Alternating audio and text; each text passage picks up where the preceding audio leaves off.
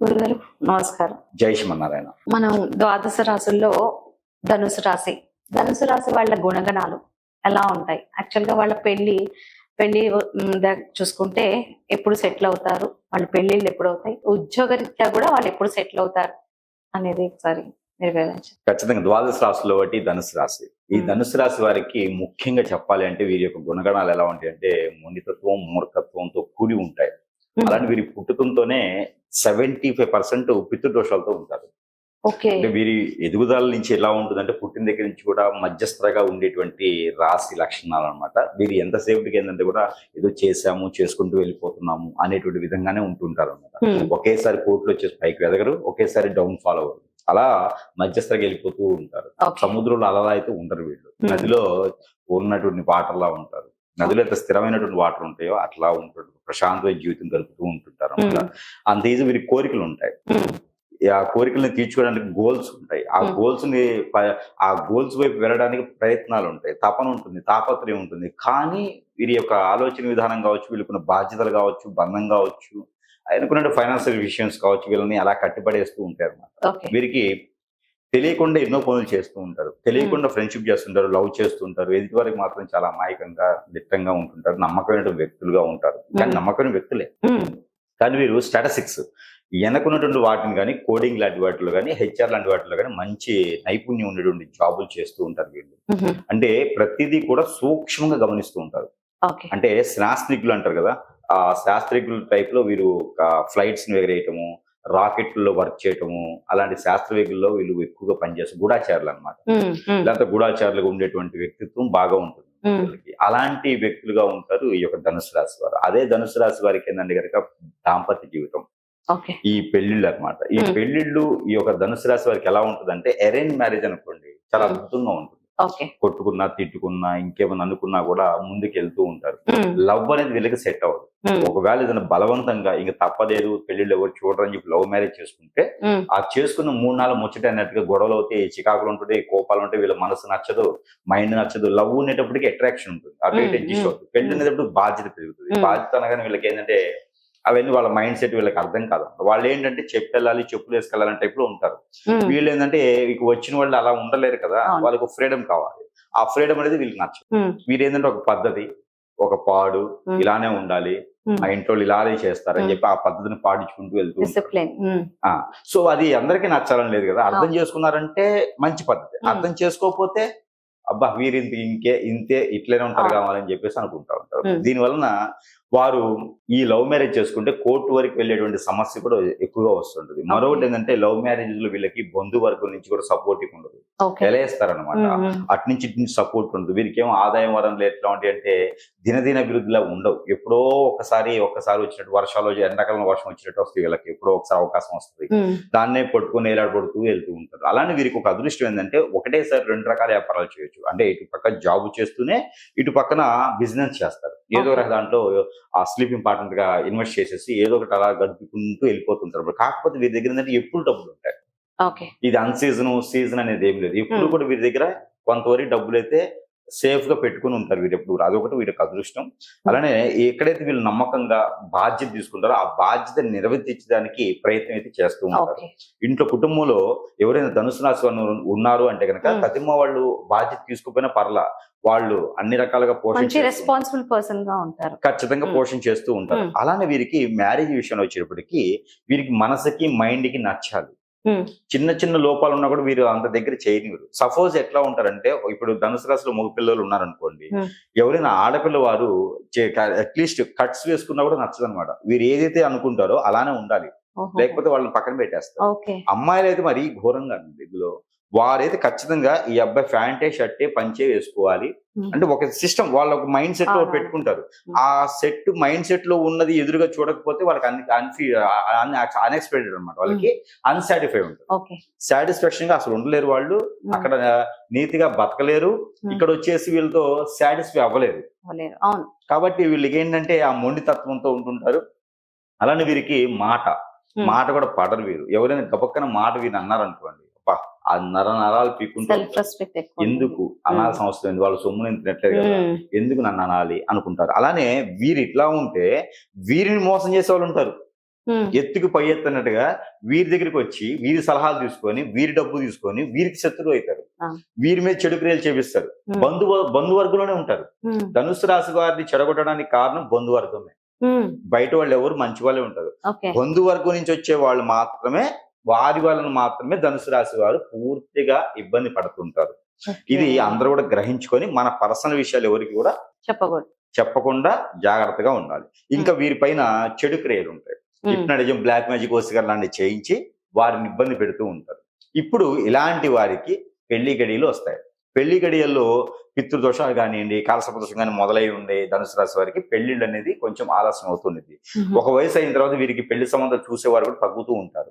చూసేవారు కూడా వీరికి పెద్దగా ఎవరు బంధువర్గం నుంచి వీరికి ఎప్పుడు వీరి నాశనాన్ని కోరుకునేవారు కానీ వీరికి మంచి చేయాలని కోరుకునేవారు ఉండరు. కాబట్టి వీరికి పెళ్లి చూడటానికి, వీరికి పెళ్లి చేయడానికి చూడటానికి కూడా ఎవరు ఉండరు అనమాట. ఆడపిల్లలైనా మగపిల్లైనా సరే వీరికి వీరే చూసుకోవాలి. కాబట్టి ఇప్పుడు పెళ్లి గడియలు ఉన్నా పెళ్లి గడియలు లేకపోయినా సరే ఈ సంవత్సరంలో 2026 సంవత్సరంలో జూన్ 2వ తారీఖున గురు మారుతున్నారు.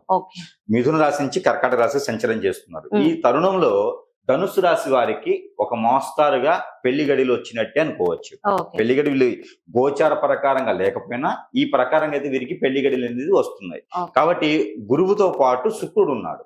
శుక్రుడు కూడా వెంటనే ఉన్నారు. కాబట్టి వీరిద్దరు కూడా కర్కాటక రాశిలో సంచరించేటప్పుడు అన్ఎక్స్పెక్టెడ్ గా పెళ్లి సంబంధాలు కుదరడం కానివ్వండి, ఇంతకు ముందు వదిలేసినటువంటి వారు మళ్ళీ రావడం కానివ్వండి, భార్యాభర్తల మధ్యన ఎడబాటు ఉండి వారైనా వచ్చేసి మాట్లాడడం కానీ జరుగుతాయి.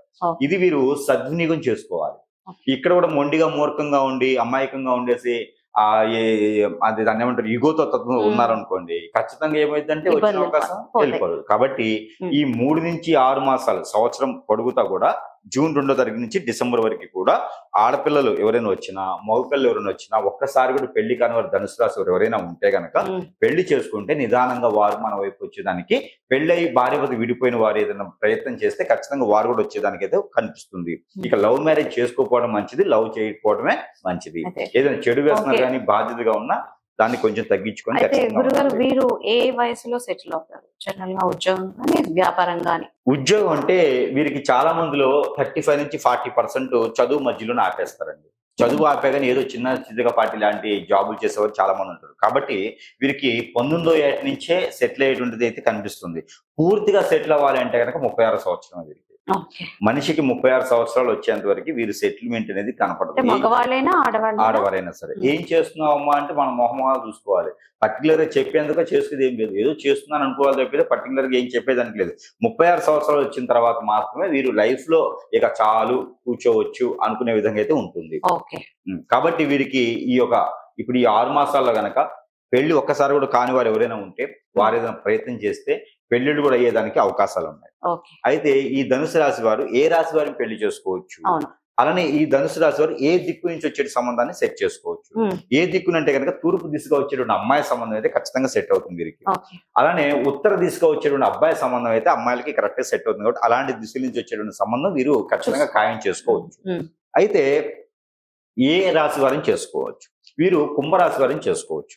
కుంభరాశి వారిని చేసుకుంటే ఖచ్చితంగా వీరిద్దరి మధ్యన ఉండేటువంటి ఆ సంబంధాలన్నీ కూడా చాలా అద్భుతంగా ఉంటాయి. ఫైనాన్స్ సంబంధాలు కూడా చాలా బాగుంటాయి. దినదిన అభివృద్ధి అయ్యేదానికి బాగుంటుంది. వీరు ఏంటంటే ఆలోచన చేస్తారు. ధనుసు రాశి వారు ఎప్పుడు కూడా ఆలోచన చేసి సలహాలు ఇస్తూ ఉంటారు. కుంభరాశి వారు కష్టపడుతూ ఉంటారు. కాబట్టి వీరిద్దరి మధ్యన బాగుంటుంది. ఇకపోతే ఈ వృషభ రాశి వారికి కొంచెం బాగుంటుంది. ఎందుకంటే వీరేమో స్ట్రాటజిక్ తరంగా ఆలోచిస్తారు, వాళ్ళేమో టేక్ ఇట్ ఈజీగా ఉంటారు. ఇలా చెప్తుంటారులే చాదస్తం అని చెప్పి వారి పనులు చేసుకుంటూ ఉంటారు. వీరిద్దరి మధ్య చాలా అద్భుతంగా ఉంటుంది. రిలేషన్షిప్ ఒక ఎంటర్టైన్మెంట్ గా ఉంటుంది. అలానే వీరికి కర్కాటక రాశి వాళ్ళని చేసుకోవచ్చు. ఈ కర్కాటక రాశి వాళ్ళని చేసుకోవడం వలన కూడా వీరికి అద్భుతమైనటువంటి ప్రతిఫలాలు లభ్యపడతాయి. ఇద్దరు కూడా అన్యోన్యంగా చాలా అద్భుతంగా ఉంటారు. పార్ట్నర్షిప్ వ్యాపారాలు కూడా వీరు చేసుకోవచ్చు. ఇక ధనుసు రాశి వారిని ఇంకా కన్యా రాశి వాళ్ళని చేసుకోవచ్చు. ఎప్పుడు చిరుపుర్లు ఆడుకుంటూనే ఉంటారు. కానీ కన్యా రాశి వారి వలన ధనుసు రాశి వారికి మంచి జరుగుతుంది. వీరి వలన వారి వలన వీరికి మంచి జరుగుతుంది. కాబట్టి ఇప్పుడు కొట్టుకున్నా తిట్టుకున్నా వేరే వాళ్ళు మధ్యలోకి వస్తే తప్పితే లేకపోతే వీరిద్దరు ఇడిపోరు. కాబట్టి కన్యా రాశి వాళ్ళని పెళ్లి చేసుకోవచ్చు. ఇక చివరిగా తులారాశి వాళ్ళని చేసుకోవచ్చు, కానీ మధ్యస్థగా ఉంటది. ఇక అవసరం లేదు అవకాశం ఇంతే ఉందన్నప్పుడు తులరాశి వాళ్ళని వృశ్చిక రాశి వాళ్ళని కూడా చేసుకోవచ్చు 12వ స్థానం అయినప్పటికీ కూడా వీరిద్దరి మధ్య మధ్యస్థగా ఉంటుంది. ఇక కంపాటబిలిటీ కలవాలి అనుకుంటే, ఇక జాతక ప్రకారం కావాలనుకుంటే, వారి దగ్గర జాతకం లేదు అనుకుంటే కనుక ఈ రాశి వాళ్ళు దొరికినప్పుడు చేసుకోవచ్చు. ఇక కాదుకూడదంటే గోచారం చూయించుకోవాలి, కంపాటబిలిటీ చెక్ చేయించుకోవాలి, నవాంశ చెక్ చేయించుకోవాలి. అన్ని రకాలు చూసుకునే దానికి ఇప్పుడున్న పరిస్థితికి లేదు, దొరకడమే అదృష్టం. ఇక మళ్ళీ ఇవన్నీ చూసుకునేటప్పటికి ఏముండదు అనమాట. ఇంకా వారిలో పరిహారాలు, పెళ్లి కావట్లేదు, ఇంకా ఏదో సమస్య ఉంది, అర్థం కావట్లేదు అనుకున్న వారు ఏంటంటే పరిహారాలు. ఆడపిల్లలు అయితే కనుక ఈ కొబ్బరి చెట్టు ఉంటుంది, కొబ్బరి చెట్టు కానీ అరటి చెట్టు కానీ, వారికి ఎలాంటి సమస్యలు, ధనుసు రాశి అయితే పెళ్లి కాకపోతుంటే కనుక వారు ఏం చేయాలంటే గురువారం రోజున వాటికి పెళ్లి చేసేసుకోవాలి. ఆడపిల్లలే వాటికి పెళ్లి చేసేసేయాలి. అలాగా కొబ్బరి చెట్టు కానీ అరటి చెట్టు కానీ ఈ రెండింటికి పెళ్లి చేస్తే కనుక, లేదా ఆ రెండింటికి వీరు పెళ్లి చేసుకుంటే కనుక, ఒకదానికి చేసుకున్నా పర్లేదు, చేసుకుంటే గురువారం రోజున తిథి ఏదైనా పర్లేదు, ఇది మాత్రం గురువారమే ఉండాలి. ఆ వారంలో చేసుకున్నట్టయితే కనుక వారికి ఆ పెళ్లి అయ్యేటువంటి యోగ్యత వస్తుంది. పరిహారాల కింద వారికి ఏదైనా దోషాలున్నా కూడా కొంతమేర ఉపశమనం లభ్యపడతాయి. అలానే మగపిల్లలు అయితే కనుక రావి చెట్టు వేప చెట్టుకి పెళ్లి చేసుకుంటే కనుక వారికి ఎన్నో రకాల ఉపయోగాలు అయితే కనపడతా ఉంటాయి. దీంతో పాటు ధనుసు రాశి వారు ఒక 7 రోజులు రెమెడీగా పెట్టుకొని ప్రతిరోజు కూడా ఏదో ఒక వస్తువుని నీళ్ళలో వేసుకుని స్నానం చేయాలి. అందులో ముఖ్యంగా మగపిల్లలు ఆడపిల్లలని చేసుకోవచ్చు. అందులో ముఖ్యంగా రోజ్ వాటర్ ని స్నానం చేసుకోవాలి, పసుపు వేసుకోవాలి, కళ్ళుప్పు వేసుకోవాలి. ఇలాగా వేసుకొని ఏదో ఒకటి దాంట్లో 3 వస్తువులు వేసుకొని దాల్చిన చెక్క వేసుకోవచ్చు, లవంగా వేసుకోవచ్చు. ఇలా వాళ్ళు చూసుకొని ఏ వస్తువు వరకు అందుబాటులో ఉందో ఆ వస్తువు నీళ్ళలో వేసుకొని కొంచెం చిటికంతా నీళ్ళలో వేసుకొని స్నానం చేసినట్టయితే కనుక వారి లోపల ఉన్నటువంటి కర్మల క్రియలే కాకుండా, గ్రహ దోషాలే కాకుండా, ప్రకృతి దోషాలే కాకుండా, మానవాళి పెట్టే నరదిష్టి నరకోశ కూడా కొంతమేర ఉపశమనం పొందుతుంటారు. కాబట్టి ఆ రకంగా పెళ్లి అవుతుంది. ఇక దేవుని అనుగ్రహం ఖచ్చితంగా కావాలి.